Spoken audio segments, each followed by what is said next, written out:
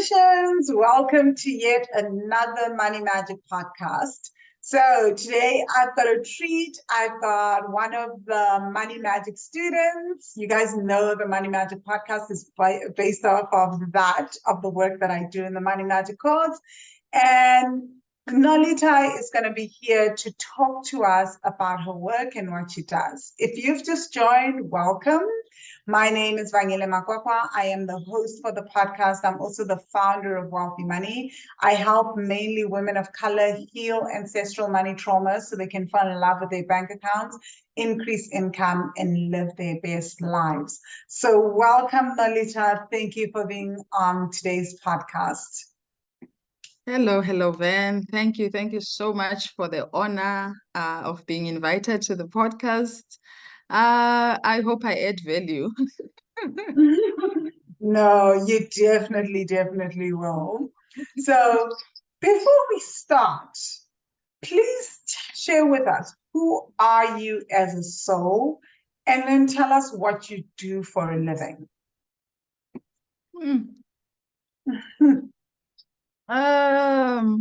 As a soul, oh my word. I'm a student of life. I seek to know deeper truths. There are things that I know without knowing that I know them. I don't know if I make sense. And when I hear them, I'm like, oh, actually, it's like my body remembers this, because I would have goosebumps. That's why I say I think I search for deeper meanings into things. I've always been like that since early teens, I currently am a businesswoman. I run a farm. I have a piggery. So I actually breed pigs, grow them and sell them. I'm a program director for events. I consult for a mining company. They do surveys in mining communities. So I normally do consultations for that. So there's quite a lot that I'm doing. But right now I'm just a farm girl doing her little thing in her little Mpumalanga corner. Oh, wow. Where in Mpumalanga are you? I'm in Sandra, just before Delmas. Oh, okay. I'm more near to Gauteng than you. When you are way in.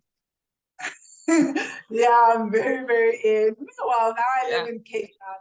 Obviously, you know me. It's like if I'm going to live in South Africa, it's only going to be Cape Town. I know.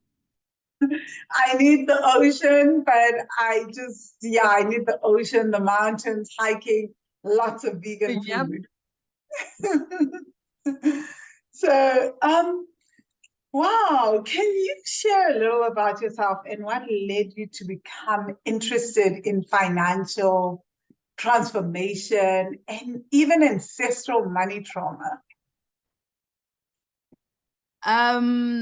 Okay, I was on stretch school with Lebupule.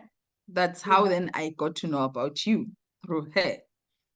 And I think I started following you in early 2017, if I'm not mistaken, and met you in person in late 2017, around September, when we had that event, Lebu's event, where you were co-hosting with her. And like I say, there are things that I would hear and they would make sense, but I don't know how I know them, but I know this. So when you were talking about ancestral trauma and our money stories, it kind of resonated with me. I kind of understood what you were saying, although I couldn't reference it to a specific thing, which intrigued me.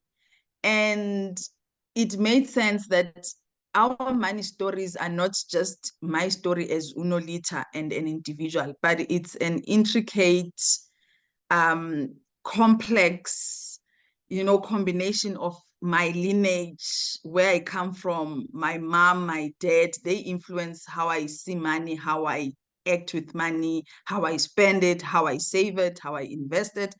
So I somehow knew that I needed to know more about this. And beginning of 2018, I registered for the Money Magician course. Yep. So, how would you explain the concept of money and to an alien? I mean, now that you've gone through most of your journey, you're now here. What have you started to understand about money as you've gone on your journey? I like this question. How can you explain the concept of money to an alien? Okay. At face value, you can say money is a commodity you use to exchange. You pay it, you exchange it for a service or a product. That is the simplest answer that you can give to an alien or any other individual. But I've come to realize, obviously, that it is way deeper than that. Money is spiritual. Money is energy. And we use that energy to actually get a service from somebody or to get a product from somebody. And it is honestly way deeper than what we think. I'm not sure what I would say to an alien. Do aliens even know what money is?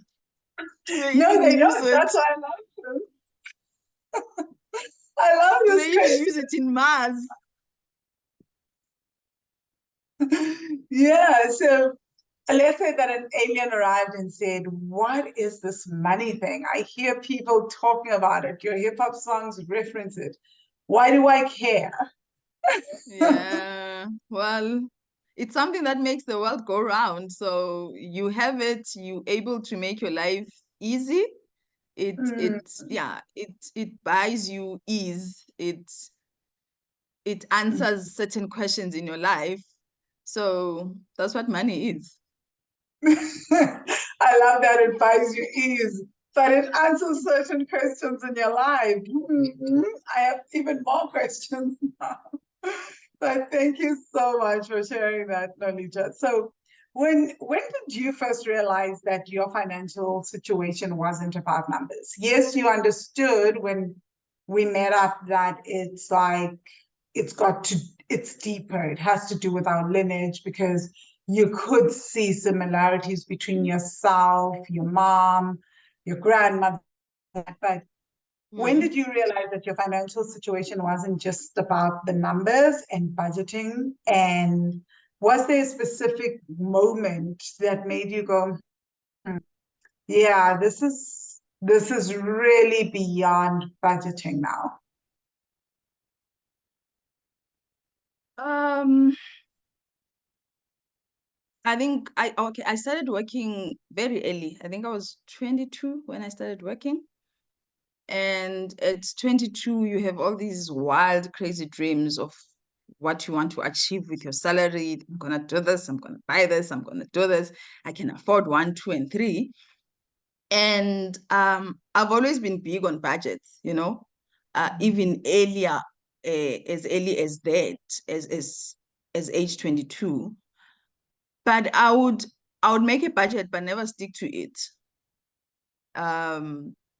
Which would always like baffle me because okay, this thing is here written down in black and white, and I see this is how much I earn, these are the expenses, this is what I'm supposed to be left with. But few days after month end, I didn't follow any of that. I'm in debt, and it's like I cannot month in, month out, month in, month out, it's the same story. Then it kind of hit me that it's more than just the written budget, what I'm writing down to say, this is what I want to do, these are the expenses, this is what I need to pay, this is what I need to pay. So I kind of understood from there that as much as I had the tools to actually, track my money, but for whatever reason, I just couldn't stick to it, which then made me realize something is amiss. There's a disconnect somewhere. I might not know it, I might not understand what it is, but something is not making sense. And how did you feel whenever I would set a budget and I didn't like stick to it, like it would almost feel like my world would crash around me, which is every month. Like I would judge myself, I would like think that I was the worst person with money. I had a belief that I was cursed with money. Like nobody was actually talking in my circle about sticking to a budget. People were talking because I was like studying finance and my friends were in finance. People were talking about setting a budget. We all knew that. We all had that. So how did you feel when that happened? And I would judge myself so much. Mm-hmm. Well, definitely, I would judge myself. I would feel like I'm a failure because there's this simple thing. I mean, it's just numbers on paper, and I just need to follow it. Why am I unable to? Then it means there's something wrong with me, you know? Yes, I also had a belief that I was unlucky when it comes to money. I would probably say yes, I was cursed when it comes to money. And there's a lot of anxiety that goes with it because now on a monthly basis, remember now you've accumulated debts from the previous month, you're going to this one, and you somehow at the back of your head know that chances I'm not gonna stick to it even this month, or the same chaos is gonna occur this month. So you're already anxious before the month ends. But more than anything, it's the feelings of shame and being inadequate and not being reliable, because you're not being reliable to yourself on this system that you've set in place. So it brings quite a lot of feelings of shame. And I think that is why maybe even when you say that in our circles, we would talk about the budget and everybody had something to share that this is how I do my budget, but no one would ever mention that I'm actually failing to stick to it, because I think we then carried that sense of shame of saying, okay, here I am saying I want to use this tool, but I'm unable to. So, and it's difficult to tell the next person then to say, actually, I've tried this, but it seems like I'm battling to stick to it. Hey, funny enough, when you talk about the shame of not sticking to a budget, I've always associated budgets with frustration in terms of emotions. Shame with debt, but I can see the shame of not sticking to a budget. And I feel like that creates that feeling that I am on my own. I used to believe, I think before I did this work and started and wrote Heart, Mind, and Money, I truly believed I was the only person that struggled financially. I saw other people were struggling financially in terms of being poor and living in certain conditions. But like I felt like in my circle and with my friendships, classmates, and all that, I was the only one because money wasn't something that we discussed. Mm-hmm. And actually, very few of my friends ever said, "Oh, I'm broke," or "I've got debt." So I just thought I am just on my own out here, and my family, of course. I just thought my family is just these weird people. Like we are just the only ones struggling. And with all the education and everything, it just made it worse. So yeah, I resonate. Yeah. So looking back, and I think for me, I can say before I ask you the question, looking back, what I wished I had known before I started my money journey, right, is that I'm not the only one, you know? And then it's a lot deeper, like you said, than just me. And that my family isn't weird. I feel like I would have had less anger towards them, especially in my teens.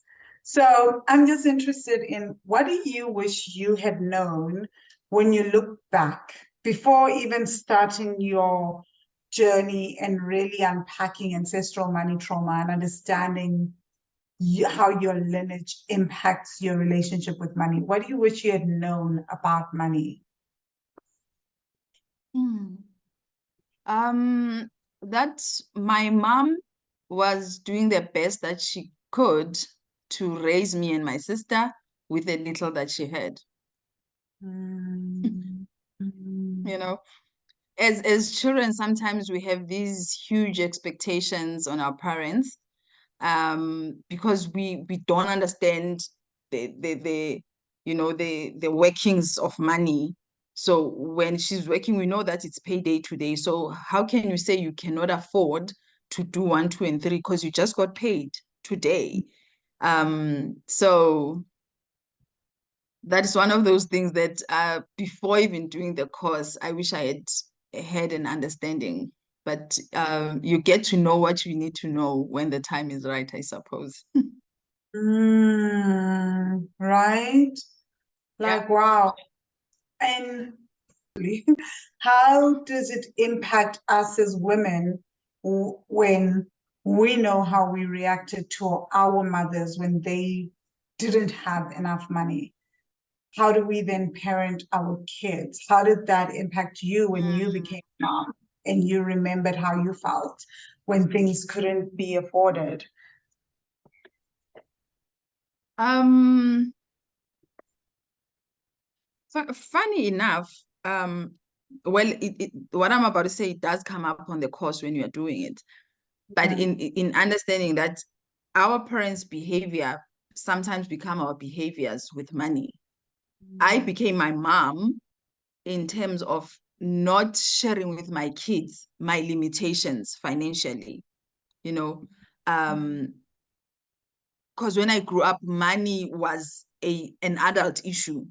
Children couldn't understand money issues, so it's not even discussed with them. And I carried that over, obviously, when I became a mom also, where I would struggle, but couldn't articulate it to my kids that I cannot afford one, two, and three because of this. And sometimes that brings feelings of anger and irritation towards your kids, where you'll find parents month end, you can't even say hello to your parent because they are in a bad mood. It's all the debt that they're thinking about, and so it like touches a move. You can ask the most stupidest question about something not even about money, they will shout at you, but it's all the stress that they are carrying. And it's funny how then when you haven't dealt with your own money traumas from childhood, you actually carry it over to your own children. And like I'm saying, I then could recognize my mom in me, in how I was handling my money and how I was sharing my money story with my children, which was it is my business as an adult. They don't need to know. And without actually understanding that kids understand more than what we give credit, what we give them credit for. So if I could sit them down and say, this is mommy's budget, this is what needs to happen this month, this and this and this can wait until a certain time, and they would have understood. But it took me actually doing this course to understand and realize, I don't want to say errors of my way, but to actually understand that lesson, that money is not, it's not supposed to be a taboo topic in the family, especially with your children. When you play an open card, I think it's easy to navigate these things and make them understand why certain things cannot be bought at a certain time and they have to wait for later. Phew. And I also just think we can only do what we know, right? And sometimes we do it so unconsciously. Yeah, true. So, just out of interest, how did you start to play open cards? There's a mom listening on this podcast, and she's like, wow, that's me. I don't want to talk to them. I don't want them to worry and stress. Because I was also told money is a topic that children never discuss. If you're a child asking about money, talking about money, you can't, then it's taboo. But then That's why I could spend all my money like that. My first paycheck went in the first day I got it.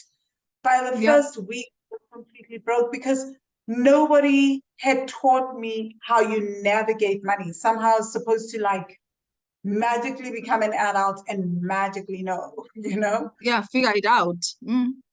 Yeah. So how does the mom who is feeling like money is a topic that is just grown business and is now listening to this and going, oh my gosh, that is me. How did you start to broach it? And how would you suggest that they broach it, especially if they're going from being money is an adult thing, we've never spoken about money, and now you want to play open cards? Then cards with them. Um, okay. Firstly, I'll answer from my perspective, in terms of when I started doing the course in 2017, my kids were a bit older. They were in high school already. So they were not really babies. But by then, I could then start talking to them about investments, about cryptocurrency, and how to buy land rather than for you to be renting. So I started that conversation a bit earlier. It might have been late, but yes, it was earlier because they were in high school. For a mother who's listening now, I think maybe start small. Also, don't shock your system, because now remember, this is so foreign to you. You don't want to find yourself panicking now, while you have to talk to your children as if you are committing a sin. So start small. Maybe get them piggy banks. Who knows? Let them save 2 rands from their pocket money or 5 rand, depending on what you give them. I don't know. So, and then discuss the budget with them from their savings. If there's a toy that they need, then they know that they're saving towards that toy. There's a purpose why we are saving. And I think it gets to enrich them when they achieve that goal. When she gets to buy that doll for herself in December, it's quite a huge achievement. So that's how you plant these little seeds on how then they can be money savvy and smart about how they spend it. But as soon as you think that they are adult enough, start talking to them about investments. Start talking to them about savings. When my daughter now, because she just got employed, when she got a job, the first thing I did, I took her to the bank and made her open a 32 days account to save money. I made her take a retirement annuity. I made her take a life cover, and had to explain what's the difference between a funeral cover and a life cover, so that she understands when she makes this decision, why is she making it. And same with my son. I've had these discussions with him to say, a retirement annuity vice versus something else, life cover versus your funeral cover, and your unit trust, and ETFs, and all those things. So because now they are young adults, I can have serious conversations about that. Made them open an easy equity account where they have to pop in something on a monthly basis. And I always tell them, you'll thank me later when I'm long dead. That's what parents always say. You'll remember me when I'm long dead. My grandmother would always say that to me. She used to say, when I'm gone, you're going to thank me for all these things. And I do, Shame. I do. So, wow. Exactly. So, Nolitha, I must just say, wow, this is remarkable. You know, Thank you literally are teaching them about building wealth. You've got to step beyond just these are your spending habits, these are your savings habits. You're saying this is how we build wealth. We are investing, we get land, we do this. That is absolutely interesting. So before I even go on to the next question, I wanted to ask, how do they receive these conversations as teens, and has it changed now as adults? Are they going like, wow, mom, we're ahead of the curve? Well, I think as teens, some of this information went over their heads, like, oh, there she goes again. When I start this topic, we're like, oh my word, there she goes again.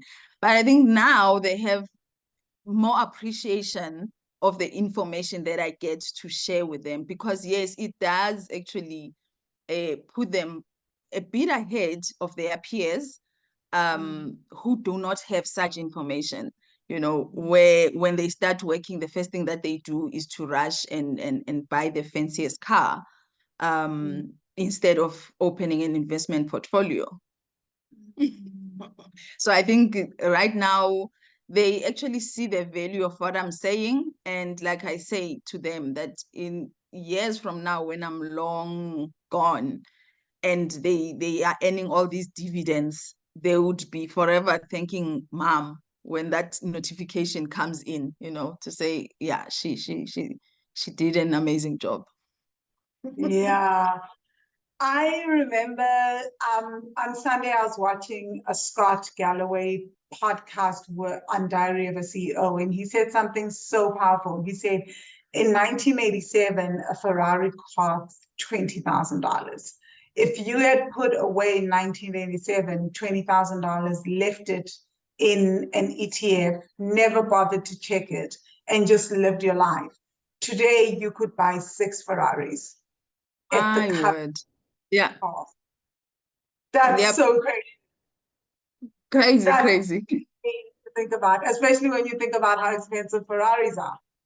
So yeah. I get you, like it's so powerful, but nobody teaches us a lot of the stuff, right? So, and because we don't have those conversations at the dinner table within our families, because money is so traumatic. It's like talking about money, at least my family would like bring up fights. By the way, you still owe me money. The reason why the family is here is because you guys have been taking from me. And so it was a thing that was avoided to keep the peace. So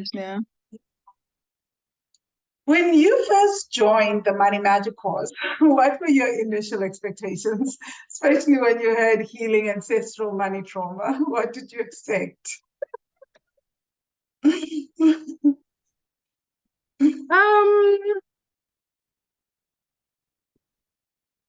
I think because I'm very adventurous, I just expected a ride. I expected it to be something that I've never done before, something that is gonna take me out of my comfort zone completely. But because I'm so open-minded, nothing shocked me about it. And remember now, I'm coming from a Christian background, But then, like I say, being open-minded helps you, to navigate yourself in spaces where other Christians would be like, what? I would never do that. What are they talking about? But for me, I have an understanding that we are deeper than our Christian identification, if I can say so. Our spirits are deeper than that. And we are made of a lot of things, lot of connections, and it always goes back to our lineage, obviously. And when you track where you come from, it kind of makes sense to understand where you are and where you are going. So going to the course, I was sure it's gonna be something that I've never thought of, and it blew my mind. It's still blowing my mind even today. Trust me, I'm in the God wound still, and I'm just like, my goodness, I think I'm going to be in the God wound till the end of 2024. I was talking to one of the Money Magic students, Pabi, and we agreed that we're going to stay on the God wound for the whole of 2024. It's just beautiful. I didn't know how much stuff is there, but yeah. So how is your understanding of trauma? So not just the money trauma, but in particular trauma and how it is passed down from generation to generation evolved since starting a Money Magic course. How have you started to understand trauma and intergenerational trauma? At church, we have something that they call generational curses. And I think somehow they mean ancestral or generational traumas, you know? It's just that that's the term that is being used. Which when you delve into it, when you check what a curse is, it kind of loses um the the the the deeper understanding that is needed into dealing with your family issues when you say it's a curse, because a curse is something that befalls your family or you because you've done something wrong, then you get cursed because of that. But when you say it's trauma, it comes with a bit of compassion and understanding that some of these things are beyond your control.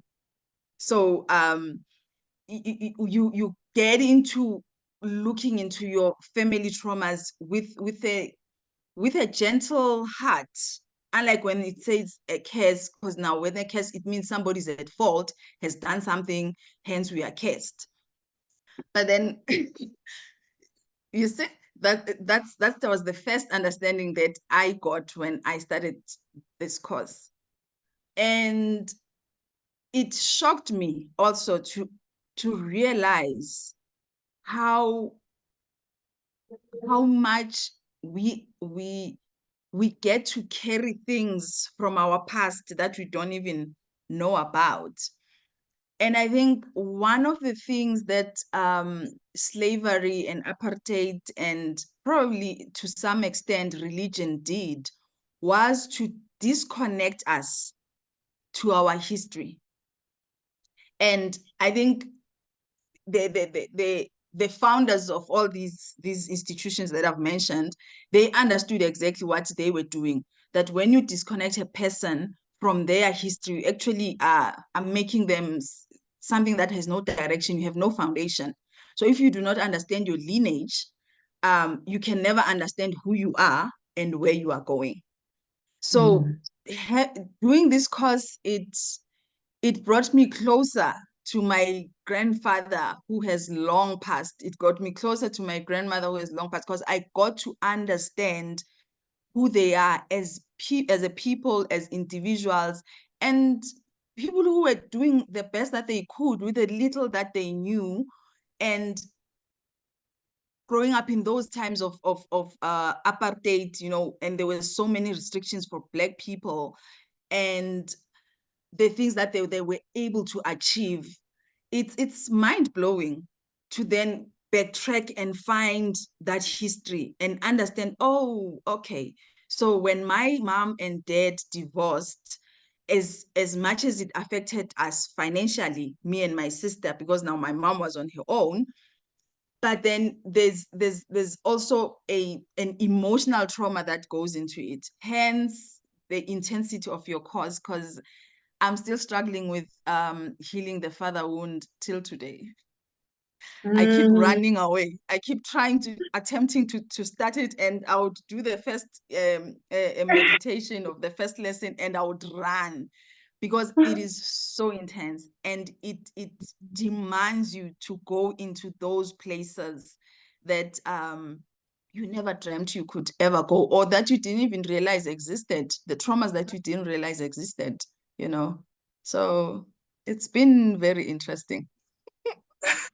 That's how I feel. There are things that are now, I as we're recording this, today is the day where the first part of the God Wound podcast is coming out later today. Well, maybe out already. My assistant is working on it. I don't know. But the thing that really, really amazes me is the stuff that's coming out that I didn't know I was carrying, just from our society at large, about how the divine has been defined. Portrayed, Things yeah.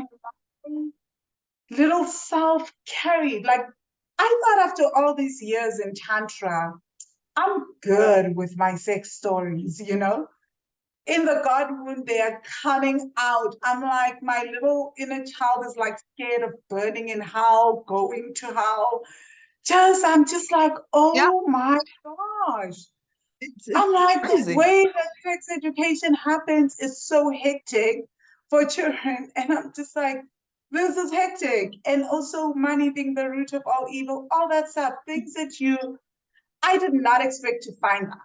You know, Yeah, that's why I'm yeah, just sitting with it because the fear of sin is so deep. And I yeah, it didn't get to is. It is. like 3 years. And yeah, that was really, really drilled into us. You know, Yeah, like boys separated. You can't even look at a boy. You even yeah, think, quote, impure thoughts.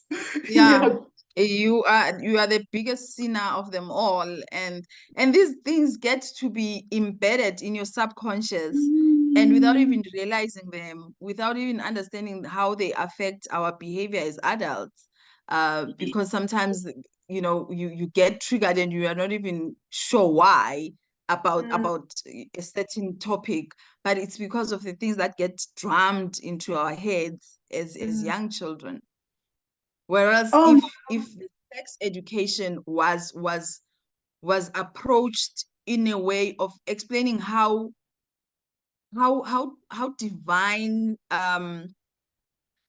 which word, there's a word that I want to use, but that sex is not just sex, two people exchanging bodily fluids, but it is deeper than that.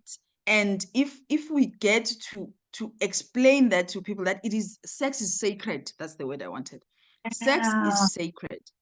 And then that explanation kind of makes sense when they say sex before marriage is a sin, which I think it's half the truth. It is truth, but it is half the truth. The whole truth of it, or the entirety of the topic, is that because of its sacredness, you should be conscious of who you decide to engage with, you know. Exactly. But then now, how it then gets introduced to us, it is with fear and tribulation, and so oh, It's so deep, you know? And then very, the other thought that has been coming up for me in the God wound is around money being the root of all evil. Oh yeah, my gosh, guys, like if I can actually go in depth as to what is happening to me in this meditation, I could and I would. But it is so stressful because I mean, like, I was like, where's this thought been hiding? But I yeah, can actually see how it directly ties to me, like to my set points around money. How, like, every time I get to a particular set point, there's this fear of fire and brimstone and sinning then you and you you self-sabotage. yes, it's almost like I realized in the meditation and doing the God wound breath work that I'm holding my breath. Every time I expand financially, it's almost like I hold my breath and I wait for thunder to strike or Yeah, for lightning to yeah, strike. I because wait you've accumulated so much, so you are sinning. So how can you accumulate so much money without it being a exactly. sin? Yeah, Yeah, and so I see my vow of service go into overdraft because as soon as that happens, who can I help? What can I do so that I can placate the divine? yeah, Oh, yeah, what can I do? And then I end up doing like a gazillion things and not being able to just relax and enjoy that new level. You yeah, know, that's when I like end up doing more for my mother, who's like, I don't even want the things that you're giving me, but no, you mm, must go on vacation. Now I'm booking it. You know, yeah, you must get this new thing for your house. And she's just like, but I'm right where I'm at right now is yeah, not the. But now you're forcing people, and then I'd be thinking they don't want to expand. No, people are chill, they're resting, they are okay where they are. yeah. I They've want they've they've chosen their path and they are fine with it. that, right? I am the one that has a problem with my path and where I'm at. So I Yep, get it when you say the depth of the work. yeah. Because I'm like, wow, okay, no, I've been bugging people. I've been behaving like a thick at times with expansion. Apart from with your children, have you noticed how you do money discussions now with maybe family, siblings? Is there a shift in how you do your discussions as you start to heal? Uh, yes, I think there is. But I'm always cognizant of not overwhelming people, because now here's me with all this new information that is exciting me, but you also don't want to shock people. But I'm big on generational wealth. And I think anyone whoever sits and talks to me, we never leave or part ways without having us talked about generational wealth and generational wealth building. So I think that's the one thing that I know that I'm very, very conscious of. Whether I'm having a discussion with my kids, my siblings, my sister, or my friends, it would be like we need to leave legacies, and a legacy comes in many shapes and forms, but more than anything, can we build generational wealth? Can we have companies where when they talk about my company, Ilitha Lelanga, and our big logo in our building says since 2013, and it's 2077 by then, but I've built this thing that has impacted not just my generation or my kids, but 7 generations after me. We need to start to be conscious about building such wealth, so that when we are no longer alive, our children's children have a reference, say they once lived a grandmother who went against the mold, from a family of a mom who was a teacher and a father who was a police officer. She went and bought a farm with no point of reference, no having seen it from no one. But I'm also believing deeply in my soul that in my lineage, I have women who've owned land. Yes. Hence this thing was just instinctively in me to say, I am gonna buy myself land and I'm gonna work the land and I'm gonna build my wealth from that land. Exactly. I mean, if you think about it, they say something like for us to be here now, we're looking at like, I don't know, millions or maybe 20,000 or whatever ancestors. Within that, there's at least one ancestor that has grown incredible wealth, that has Yeah. explored the world, that was an innovator, an inventor, Yeah. that has done something that Yeah. you desire to do. So you can literally tap into that wisdom. So I True. absolutely love it. But I also think there's so much power. I was interviewing another guest, and they were telling me, just like also just offline having conversations, how they truly believe that for your kids to achieve the things that you desire, you have to model those things, because children, it's not just about that they sense your nervous system. It's easier to model what you have seen. What you see. Yeah, true. Right? It's harder to model what you don't see. I feel like I was able to understand systems in business and doing certain things in business strategy because I saw my parents run businesses. Which then makes me believe that as much as we talk of generational curses, ancestral trauma, there is also generational blessings and ancestral blessings that we come with into the world. And the blessings that I'm referring to would be me starting what I've started, you having the wisdom to do this course and the downloads that you get to actually create these meditations, these lessons that you create, because it is not information that you learned anywhere. There's no school that you went into and you learned what you are doing. You learned how to structure these meditations, but it's downloads that are coming from the ether And it's because somewhere in your lineage, you had that memory, but it took you to trigger it and manifest it in this lifetime. Yep. Mom said when I started doing womb work and womb meditation and the womb journal, she was like, oh, yeah, my grand aunt used to do this. And she told me a story about it was her great grand aunt. So my great great great grand aunt, I guess. Um, so she said that aunt of mine, because I even told her the name of the woman who comes through in the meditations.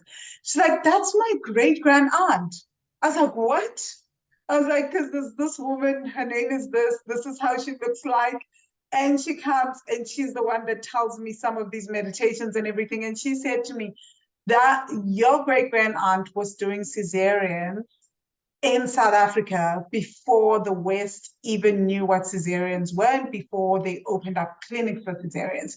She would open up women, stitch them, and any woman that struggled to give birth, they would come to her and she would do all sorts of different things, and not just herbs, but like different healing modalities, and that is what she would do. So that is the ancestor. When I told my mom the name, my mom told me everything about her and said, this is how she used to heal, you know, and this is what she does. So there's also very specific reasons, because I told my mom that, like, there are certain things that she doesn't want me to meddle in and to know. And then my mom explained that one of the ways that she got deeply hurt, this ancestor got hurt, was she meddled in certain spiritual things. People came and they meddled with her gift and told her, you need to do this, you need to do that. So with me, she's been very like strict. You don't go here, you don't go here. Even though I explore so much spiritually, I do ayahuasca, mushrooms, this. But there are certain things where she's like, nope, we're That you not going cannot there. touch. Yeah. So there's certain things that I just know I can't touch. And there are certain things, and how I know that is that she's come into my dreams before. And like there was one time when she woke me up and she was like, you need to leave the place, and whatever you've been involved in, you need to shut the door on it and just let it go. She was like, "Klita, klita, klita," which means like pour out, just like this. And I was just like, whoa, woke up, got rid of everything, and just left. So we do have that beautiful knowledge within us and that wisdom, and we all have that within our We ancestral. all have it. Yeah, But we do. Nolitha, could you share some of the income and savings shifts you've experienced since you started the course? Um, with the income, I would say that the piggery, I started it after I had enrolled for the course. Ne? The land was there already, but I hadn't started doing anything. And then I went through the divorce, which you were somewhere there, you know. And I remember one time when I was losing it and about to file and I was in tears. I think you were in Sri Lanka, if I'm not mistaken. And you called and we had a 2-hour session because I was hyperventilating, you know, with everything going crazy. And we had a 2-hour session with you. By the end of that conversation, I was calm. I knew what I needed to do. And yeah. But then having started the farm, I've seen an increase in income. I'm not there yet, you know, but there is definitely so much increase. I'll come back to that right now. Now, I just want to touch on the investment. One of the other lessons that you normally would take us through, it's the challenge your bank account, how to fall in love with your bank account. That was very crucial because I got to understand that we spend according to our values. and your bank statement will tell you what you value. You might not know it, you might not have an understanding of what is it that you value, but when you look at your bank statement, it will tell you. If you value nice time, that bank statement will show you through your where you swipe your cards, and if it is eating out all the time, if it is clubs, if it is, those kind of, it will show you. And if your value is in wealth building, your statement will tell you because of the transactions that are there that are going to your investment portfolios and whatever. So because of that, I have been conscious of where I invest, how I invest. And for me to be sitting here to even this morning, I think I got a notification of 3 dividends that were paid to my ETF. And I was like,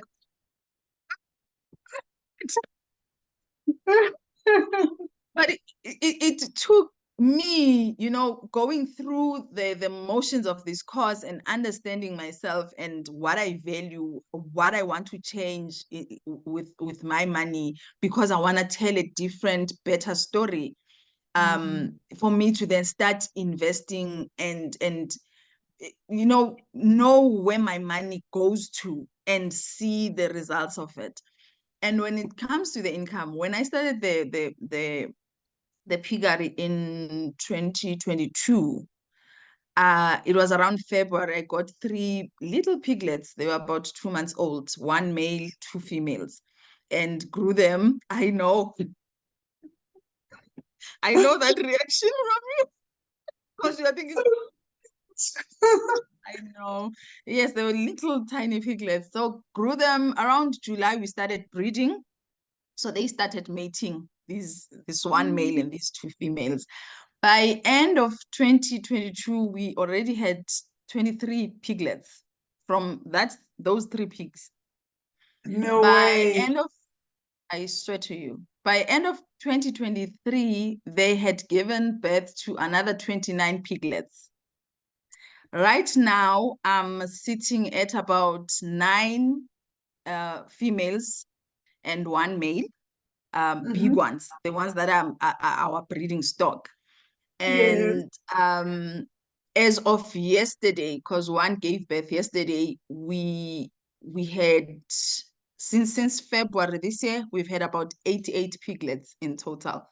So all in all, in the 2.5 years of having started this, we've processed around 140 pigs from the 3 that we started with. Oh my gosh, Nolitha, you guys didn't buy new piglets? No, I started with those 3. From those 3, then I took females from that, and the only one that I had to exchange was the male because of the inbreeding thingy. But then, and about a month ago, I had to add another structure because I had started with a 10 by 12, which is what, around 120 square meters structure when we started in 2022. I've had to add another 100 square meter structure because the stock is getting to be so much. Oh my goodness. Oh my goodness. This is so beautiful. Congratulations. I remember when I was like, talk to my mom. She's done pigging. She's been in the piggery business. This is just unbelievable. This is wow. Congratulations. Now and livestock is wealth for us, This comes back to if there's one thing our people know, our ancestors knew and understood: land, crop, and livestock, and healing, right? True. Yeah, yes. That we deeply understand, that are innate within us, and yet we are so like modernized. We don't know that we can tap into that knowledge, like you said, is triggered. It's there. We can tap into it. Yeah. Oh, it lies dormant until somebody says, I'm actually the one who's going to do it. And your kids get to see you do this. This for me My is the most. kids get to see me do this. Yeah. Oh, it is the one thing that I'm so loving right now. is that your kids are getting to see you do Yeah, this. true. Wow.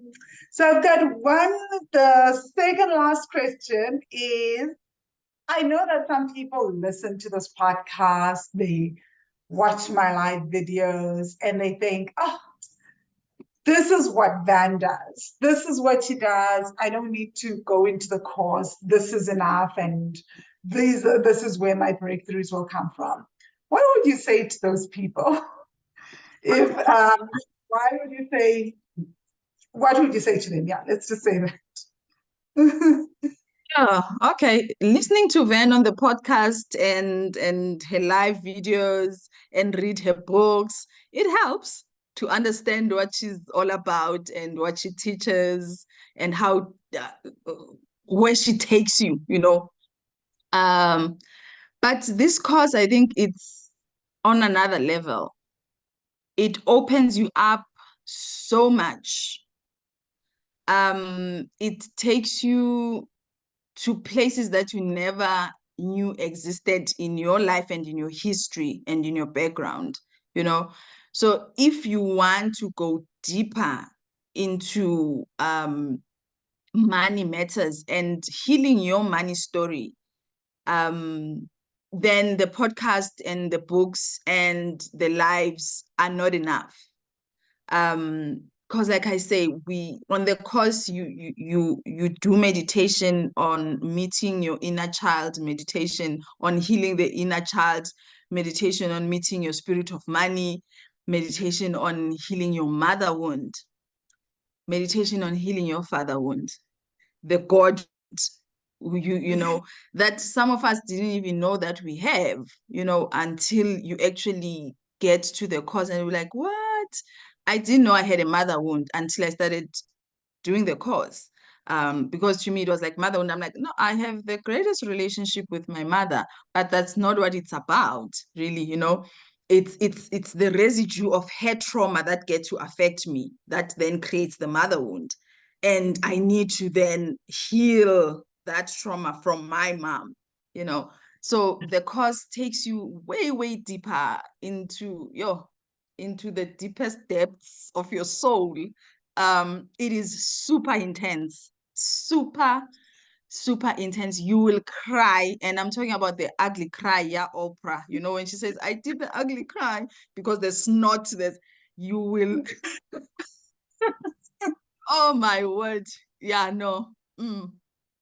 It is very intense. So when you do register, get ready to meet yourself, you know. Ah, thank you. I think that's what the course is about. I feel like I'm only now understanding that for us to truly heal our ancestors, we have to be open to also meeting ourselves and healing ourselves because it's symbiotic. Yeah. Oh, thank you, Nolitha. You have given us so much. I am in awe. What I'm taking away before I ask the last question is from 3 pegs, what you have done. It's it's like you were given seeds, you planted those seeds, and you just did so much with them. And for me, that is wow, I think you've inspired so many of us from that. Okay. You really, So really have. much. So Thank if you. someone wanted to learn more about your journey, figure out how to hire you for consultations, or just ask you questions, how can they connect with you? How do they find you? Uh, okay. I'm glad you asked because I'm in the process of putting together a consultation package because I've had people asking me, how do I start a piggery? Where do I go? What do I do? How do I build my structure? And so I'm trying to put together a nice different packages of how to help people. But currently, if you want to get hold of me, I'm Nolitha Sinaba on Facebook. I'm Nolitha Sinaba on Instagram. That's where you can connect with me, and we take it from there and talk. Or email, it's nolithasinaba@gmail.com. And yeah, I'm willing to help, and because I think I truly believe that the pie is big enough for all of us. I cannot, harbor this information and say I need it to work for me also, but I can help others to achieve even way better than what I've done in the 2.5 years. I love this. I love this. Each one teach one, right? Yeah. Guys, you heard it.